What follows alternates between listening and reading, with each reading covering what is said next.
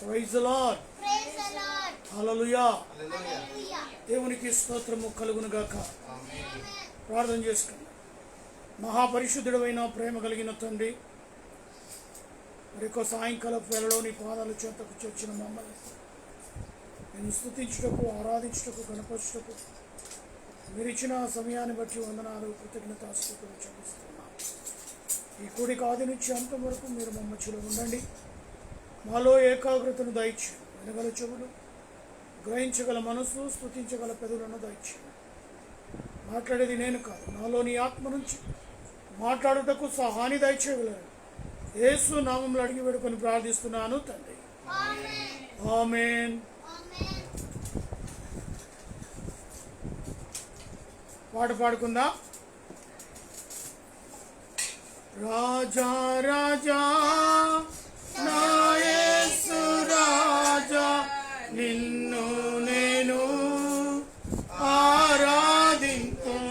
రాజా రాజా రాజా నా యేసు రాజా, నిన్ను నేను ఆరాధింతు. నిన్ను నేను ఆరాధింతు. నిన్ను నేను ఆరాధింతు. నిన్ను నేను ఆరాధింతు. నిన్ను నేను ఆరాధింతు. రాజా రాజా నా యేసు రాజా, నిన్ను నేను ఆరాధింతు. ఉన్నవాడా, ఓదార్చువాడా, నా కన్నీటిని తుడిచేవాడా. ఉన్నవాడా, ఓదార్చువాడా, నా కన్నీటిని తుడిచేవాడా. అద్వితీయ ఆత్మదేవ ఆరాధన, అద్వితీయ సత్యదేవ ఆరాధన. రాజా రాజా నా యేసు రాజా, ఆరాధింతు. రాజా రాజా రాజా నా యేసు రాజా, నిన్ను నేను ఆరాధింతు. బ్రతుకంతా నీ సాక్షిగానే ఉండెదను నా యేసయ్యా. బ్రతుకంతా నీ సాక్షిగా నేనుండెదను నా యేసయ్యా. అద్వితీయ ఆత్మదేవ ఆరాధన, అద్వితీయ సత్యదేవ ఆరాధన.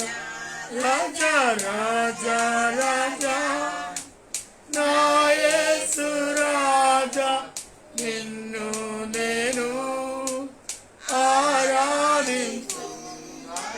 రాజా రాజా నా యేసు రాజా, నిన్ను నేను ఆరాధింతు. నిన్ను నేను ఆరాధింతు. నిన్ను నేను ఆరాధింతు. నిన్ను నేను ఆరాధింతు. నిన్ను నేను ఆరాధింతు. రాజా రాజా రాజా నా యేసు రాజా, నిన్ను నేను ఆరాధింతు. హల్లెలూయా, హల్లెలూయా. దేవునికి స్తోత్రము కలుగును గాక. ఆమేన్. 143వ కీర్తన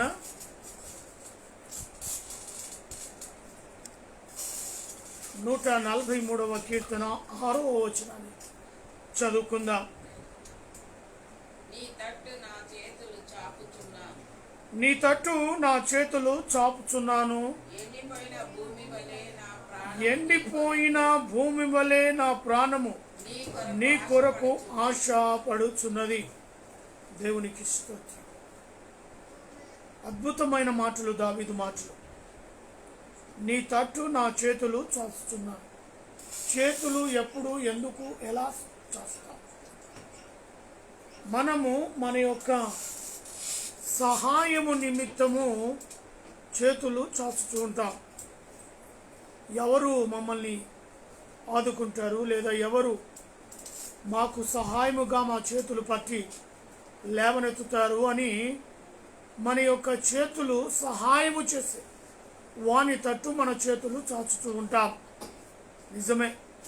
పరిస్థితి ప్రభావాన్ని బట్టి, రోజున్న పరిస్థితులను బట్టి ఈరోజు మన చేతులు దేవుని వైపు చాచే సమయము వచ్చింది.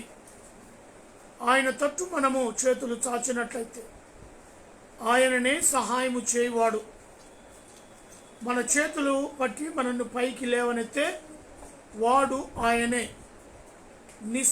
నిస్పృహ బెడ్ మీద పడిపోయి ఎవరో నన్ను స్వస్థపరుస్తారు అని ఎదురు చూస్తూ ఉంటాం.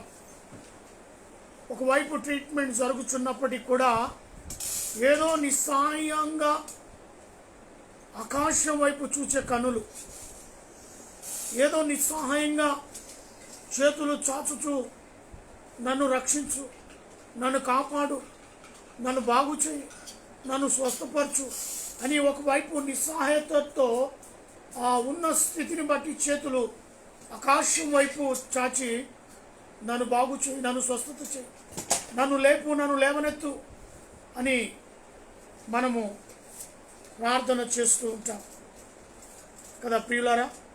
అందుకే ఇక్కడ ఈ మాటను మనం గమనిస్తూ ఉండాలి.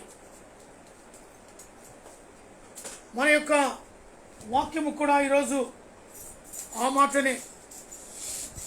నీ తట్టు నా చేతులు చాచుచున్నాను, కొండల తట్టు నా కన్నులు ఎత్తుచున్నానని కీర్తనకారుడు మరి ఒక కీర్తనలో చెప్తాడు. ఇక్కడనేమో నీ తట్టు నా చేతులు చాచుచున్నాను. మన స్థితి ఎలాంటి ఘోరమైన పరిస్థితి, ఏ సహాయము అందక కొంతమంది నిస్సహాయ స్థితిలో ఉండిపోతారు. అలాంటి సమయాల్లో ఈ చేతులు చాపే స్థితిలో ఉన్నప్పుడు ఆ చేతులు పట్టి లేవనెత్తువాడు దేవుడే. దేవునికి స్తోత్రము కలుగును కాక. ప్రియా దేవుని బిడ్డలారా, వింటున్నారు కదా. ఆయన తట్టు చేతులు చాచండి. ఆయన్నే స్వస్థపరిచే దేవుడు, ఆయన నీ ప్రాబ్లమ్స్ అన్ని సాల్వ్ చేసే దేవుడు. ఎందుకు ఈ మాట డైరెక్ట్గా చెప్పగలుగుతున్నాను అంటే, ఆయన నీ కొరకే ప్రాణం పెట్టాడు, నీ కొరకే రక్తం కార్చాడు, నీ కొరకే సిలువలో మరణించాడు. కేవలం అది నా కొరకే. అది ఎప్పుడైతే నువ్వు గమనిస్తావో ఆ స్థితి ఆటోమేటిక్గా ఆ చేతులు ఆయన తట్టుకు చాస్తావు. ఆయన తట్టుకు చేతులు చాపడం దావీదు భక్తుడు తన జీవితంలో నేర్చుకున్నాడు. ఆ మాటలు ఎక్కడ లెక్కించాడు. ఆయన తట్టు చేతులు చాచడం. చాలామంది సమయాన్ని సందర్భాల్లో అనేకుల వైపు రెండు చేతులు జోడించి వారి తట్టు మానవ ప్రయత్నాలు చేస్తూ ఉంటారు. ఒక్కొక్కసారి వారు పట్టించుకోరు. లోకంలో మనం ఒక్కరమే కాదు కదా, మనలాంటి వారు కుక్కలుగా ఉన్నారు. పట్టించుకోకుండా వారు వెళ్ళిపోతూ ఉంటారు. ఈ చేతులు సరి అయిన పద్ధతిలో దేవుని సన్నిధిలో ఆయన వైపుకు మాత్రం నువ్వు చాచినట్లయితే నీకు తప్పక జవాబు వస్తుంది.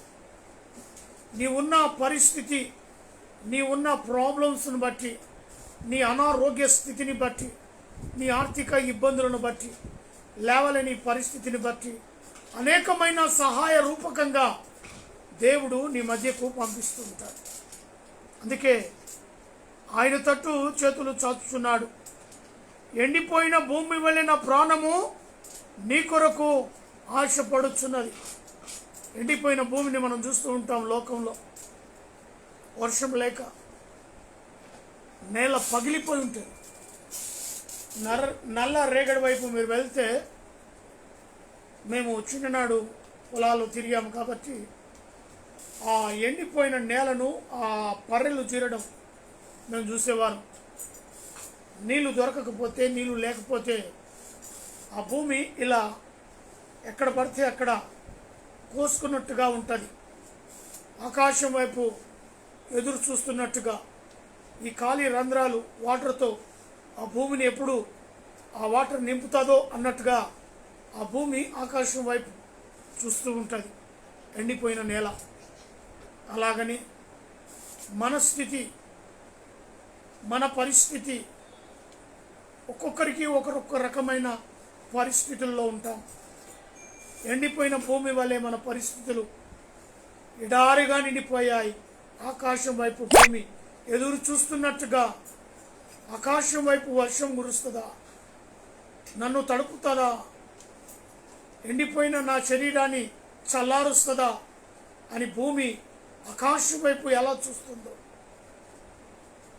మనం కూడా దేవుని వైపు అలా దేవుని వైపు చేతులెత్తి చూడాలి.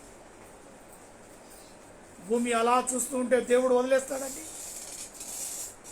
అకాల వర్షమని, వర్షకాలంలో కురిసే వర్షాలని రకరకాలుగా భూమికి కావలసింది ఆయన కుమ్మరిస్తూనే ఉంటాడు.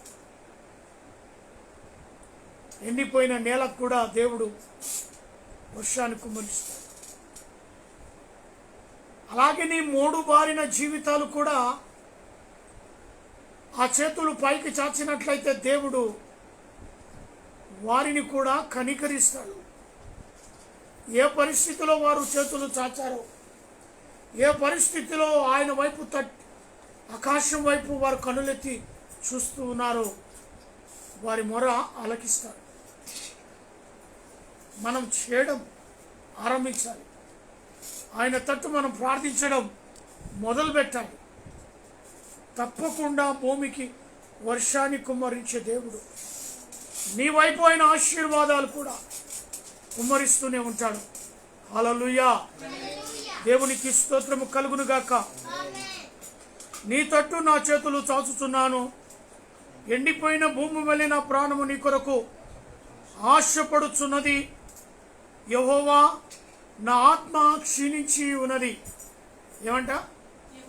యెహోవా నా ఆత్మ క్షీణించి. అక్కడ ఎండిపోయిన భూమి పరిస్థితి ఎలా ఉన్నదో ఆత్మీయ పరిస్థితిలో కూడా క్షీణించి పోయింది.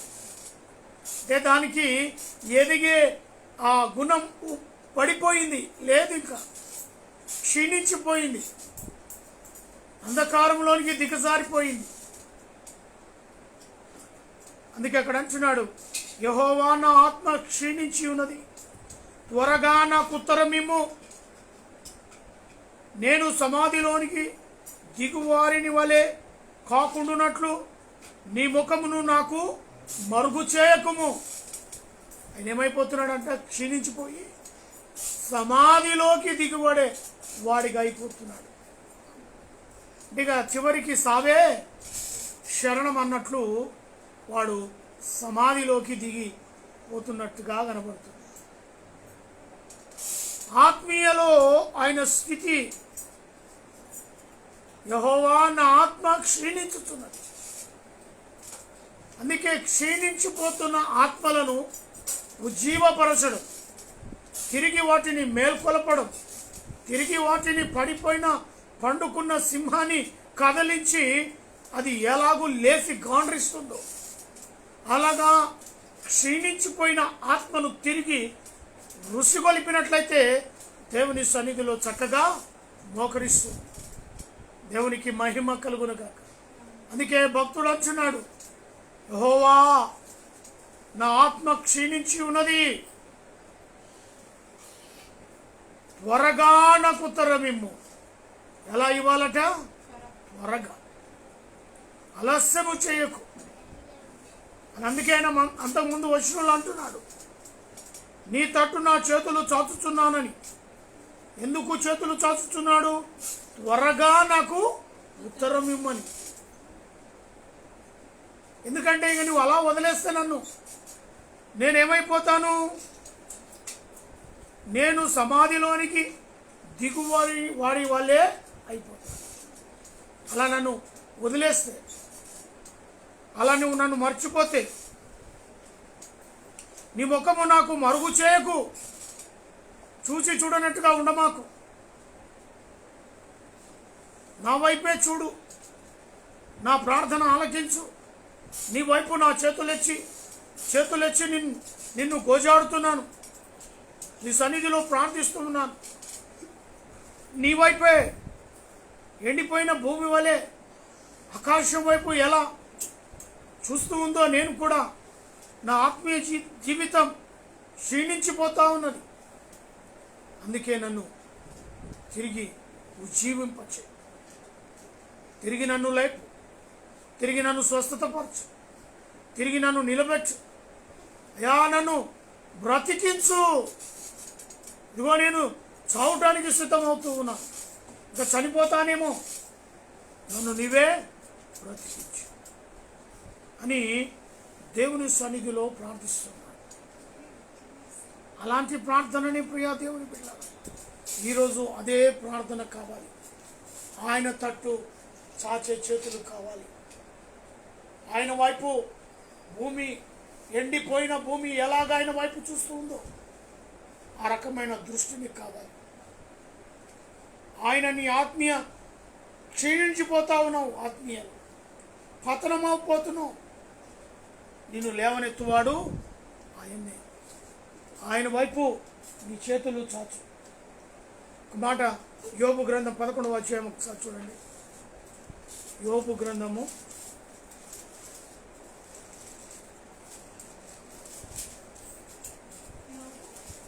11వ అధ్యాయము 12వ వచనం. అడవి గాడిద పిల్ల నరుడై పుట్టిన నాటికి గాని బుద్ధిహీనుడు వివేకిగాడు. అయితే అడవి గాడిద పిల్ల నరుడై పుట్టిన నాటికి గాని బుద్ధిహీనుడు వివేకి కాడు. అంటే బుద్ధిహీనుడు వివేకి కాడు.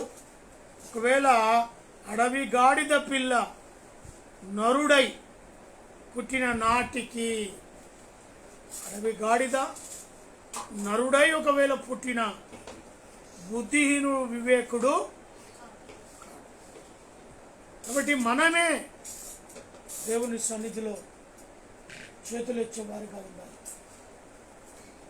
కీర్తనలు 63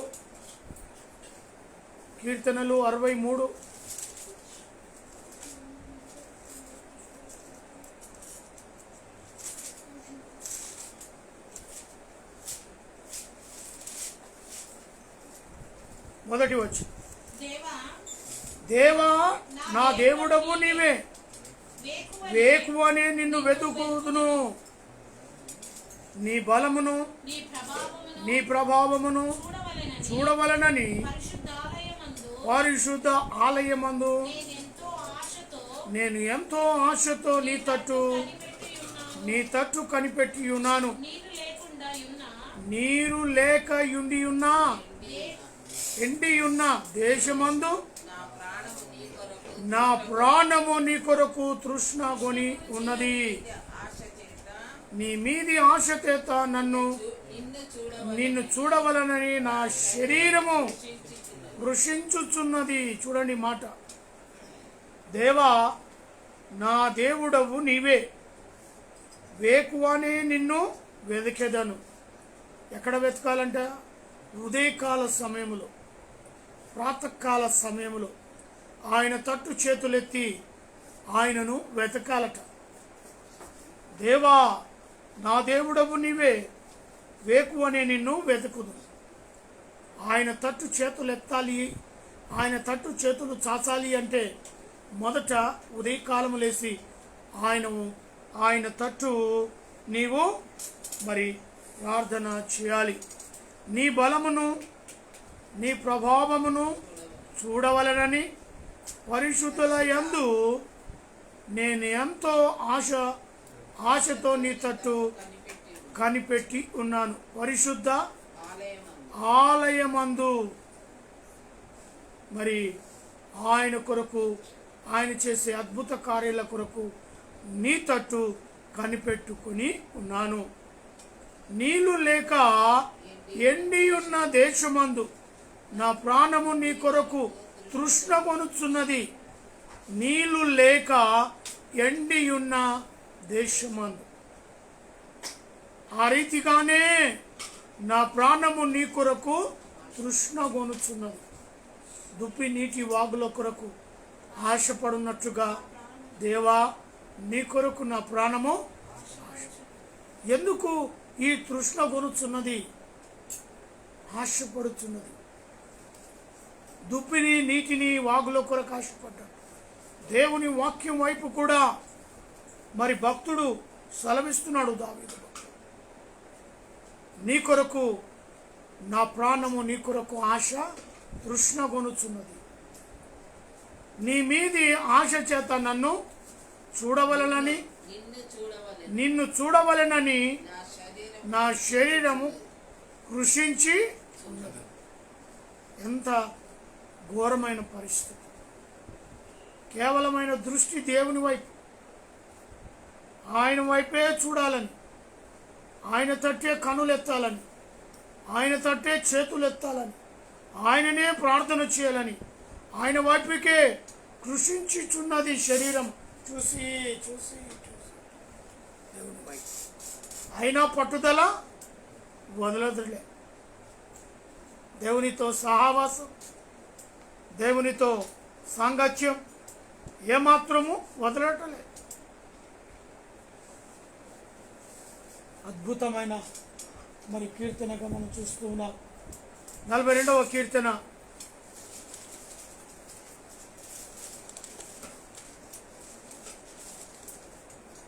2వ వచనం. నా ప్రాణము దేవుని కొరకు తృష్ణగొనుచున్నది, జీవము గల దేవుని కొరకు తృష్ణగొనుచున్నది. దేవుని సన్నిధికి నేను ఎప్పుడు వచ్చేదను, ఆయన సన్నిధికి ఎప్పుడు కనబడదను. చూసారు కదా, అది ఆశ. ఆయన తట్టు చేతులు చాచావంటే ఆయన యందు నీ ఆత్మీయ జీవితం ఎదుగుదలలో ఉండాలి. అందుకే ఇక్కడ నా ప్రాణము దేవుని కొరకు తృష్ణగొనుచున్నది, జీవము గల దేవుని కొరకు తృష్ణగొనుచున్నది. దేవుని సన్నిధికి నేను ఎప్పుడు వచ్చేదను, ఆయన సన్నిధిని నేను ఎప్పుడు కనబడేదను. ఆయనే ప్రశ్నించుకుంటున్నాడు. ఆ ప్రశ్న మనం వేసుకోవాల్సిందే. నేను కనబడుతున్నానా? నేను దేవుని సన్నిధిలో నేను ఎప్పుడు వస్తూ ఉన్నాను? ఎప్పుడు ఆయనకు నేను కనబడుతున్నాను? ఎల్లప్పుడూ ఆయన ఎదుట నేను నిలబడుతూ ఉన్నానా? కనబడుతూ ఉన్నానా? ప్రార్థన చేస్తూ ఉన్నానా? ఆయన తట్టు నా చేతులెత్తి ఆయనను స్తుతిస్తూ ఉన్నానా? ఆరాధిస్తూ ఉన్నానా? ఆయన నామాన్ని ఘనపరుస్తూ ఉన్నానా? ఎప్పటికప్పుడు మనమే ప్రశ్న వేసుకోవాలి. కేవలం ఏదో అవసరాన్ని బట్టి, ఏదో ఆర్థిక ఇబ్బందులను బట్టి, అనారోగ్య స్థితిని బట్టి ఆ మాత్రానికే వస్తే కాదు. ప్రియా దేవుని బిడ్డలారా, ఎప్పుడూ ఆయన నీ హృదయంలో ఉండాల్సిందే. కాస్త చోటు ఆయన కొరకు నీ హృదయంలో కేటాయించాల్సిందే. అప్పుడైతేనే మనము, మన కుటుంబాలు బాగుపడతాయి. ఆయన కొరకు వేగిరపడితేనే మరి అనేకులను దేవుడు స్వస్థపరుస్తాడు, బాగు చేస్తాడు. 69వ కీర్తన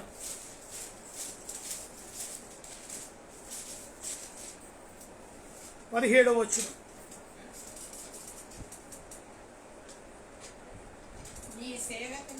నీ సేవకునికి విముక్తుడవై ఉండకుము, నేను ఇబ్బందిలో ఉన్నాను, త్వరగా నాకు ఉత్తరం ఇమ్ము. దేవునికి స్తోత్రం. నీ సేవకునికి విముఖుడనై ఉండకుము. ఆయన ప్రార్థన ఆలకించే దేవుడు. ఉండకుము. నా శత్రువులను చూచి నన్ను నీ ఇబ్బందిలోనున్నాను, త్వరగా నాకు ఉత్తరము ఇమ్ము. ఆయన ఎలా ఉన్నాడంట? ఇబ్బందుల్లో ఉన్నాడు. ఇబ్బందుల్లో ఉన్న వ్యక్తికి త్వరగా ఆన్సర్ రావాలి, త్వరగా స్వస్థత కావాలి, త్వరగా విడుదల కావాలి. ఇవన్నీ ఆయన సన్నిధిలో ఉన్నాయి. కాబట్టి ప్రేమైన దేవుని బిడ్డలారా, నేను ఇబ్బందుల్లోనున్నాను, త్వరగా నాకు ఉత్తరం ఇమ్ము. ఇబ్బందుల్లో ఉన్నప్పుడు ఆదుకునే దేవుడు ఆయనే. అందుకే ప్రార్థన చేయమనేది దానికే. ప్రతి వారి ఇబ్బందుల గురించి, ప్రతి వారి అనారోగ్య పరిస్థితిని గురించి, ప్రతి వారి ఆర్థిక ఇబ్బందుల గురించి దేవుని సన్నిధిలో ఎప్పటికప్పుడు మనం ప్రార్థన చేస్తూనే ఉండాలి. ఆయన తప్పక ఆయన ఏమిస్తాడు? ఉత్తరము, జవాబిస్తాడు. నీ ప్రార్థనకు జవాబిస్తాడు. 102వ కీర్తన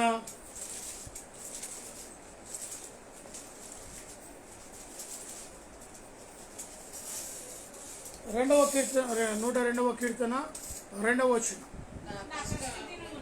నా కష్ట దినమున నాకు విముఖుడవై ఉండుము, నాకు చెవియొగ్గుము.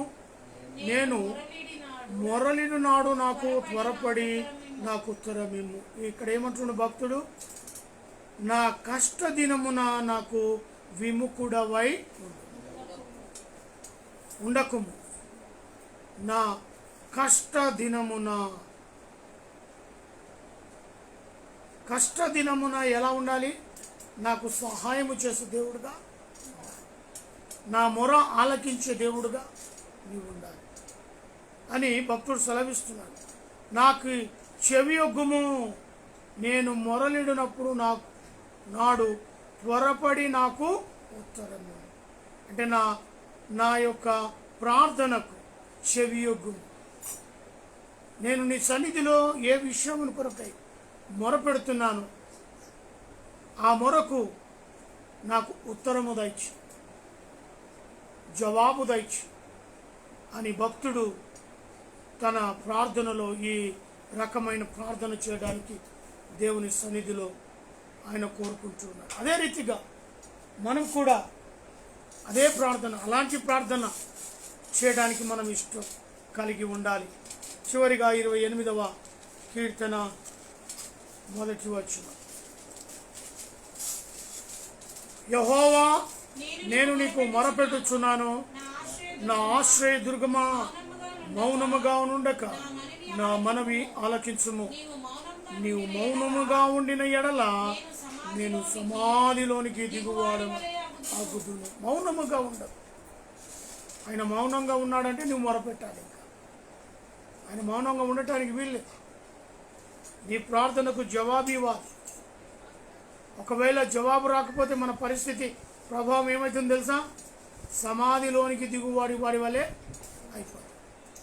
కాబట్టి ఆ జవాబు వచ్చే వరకు, మనకు స్వస్థత కలిగే వరకు, మనకు విడుదల వచ్చే వరకు దేవుని సన్నిధిలో దేవుని బ్రతిమలాడుతూనే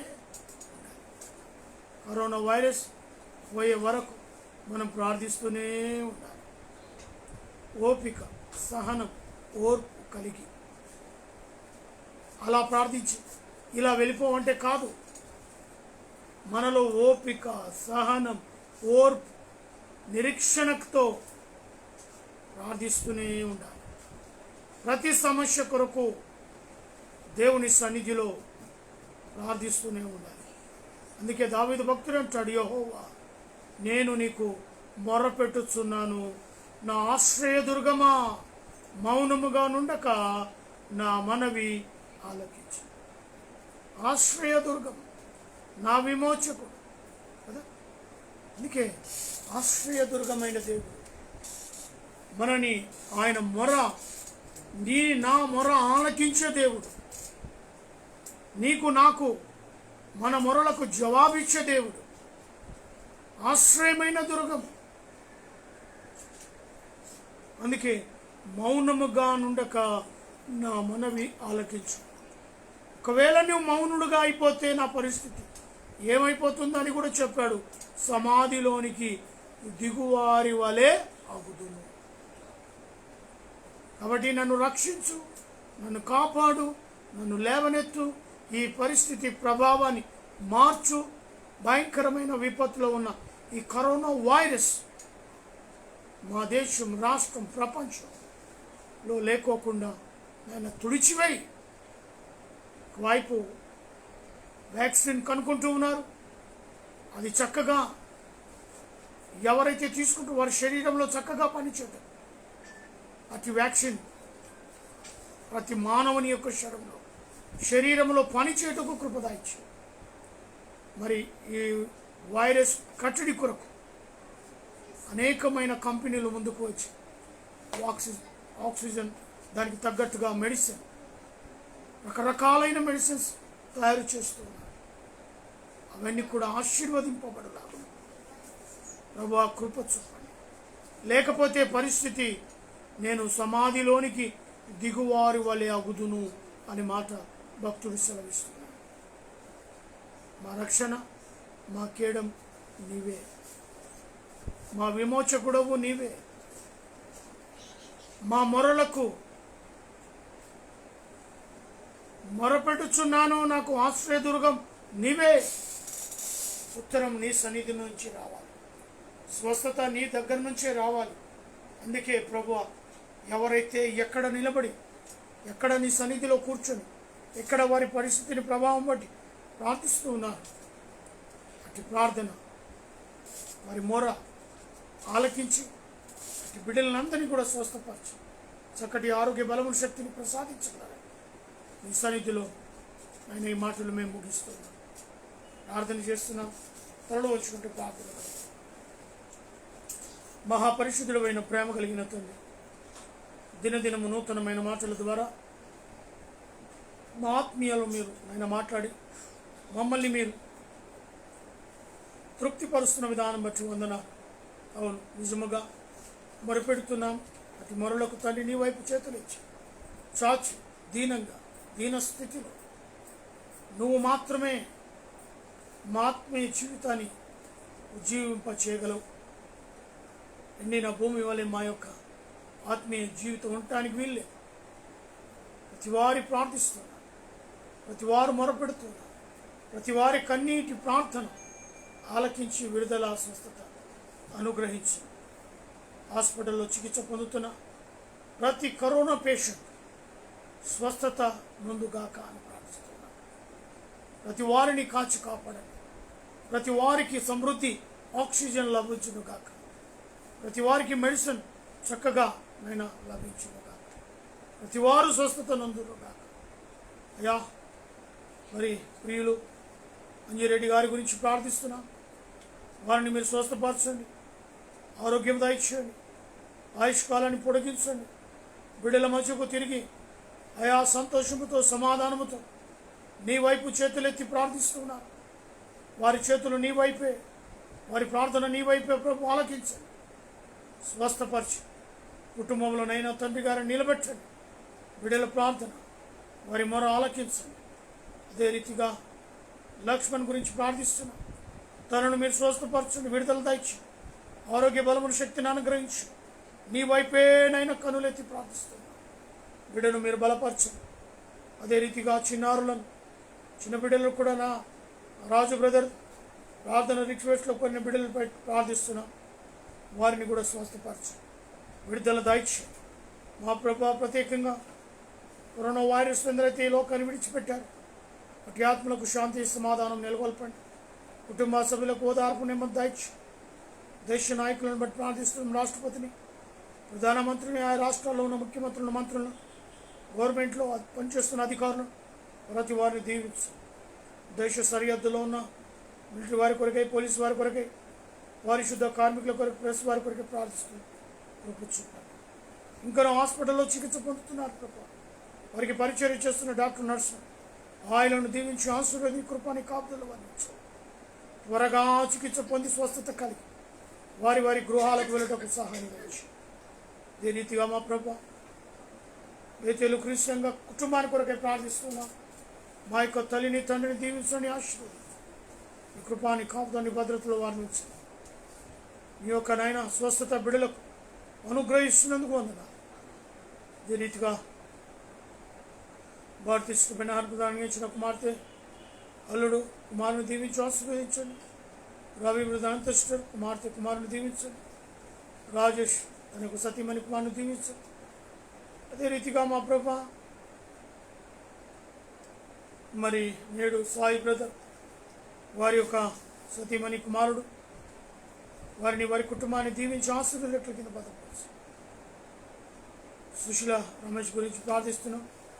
వారి ఎడలని కృప చూపండి, గొప్ప కార్యం జరిగించు. ఆశా పామర్ గురించి ప్రార్థిస్తున్నాం. వారిని వారి కుటుంబ సభ్యులను దీవించండి. నరేందర్ రవీందర్ బ్రదర్ గురించి ప్రార్థిస్తున్నాం. వారిని వారి కుటుంబ సభ్యులను దీవించి ఆశీర్వదించండి. రోమన్ ప్రకాష్ బ్రదర్ వారి కుటుంబాలను దీవించండి, ఆశీర్వదించి.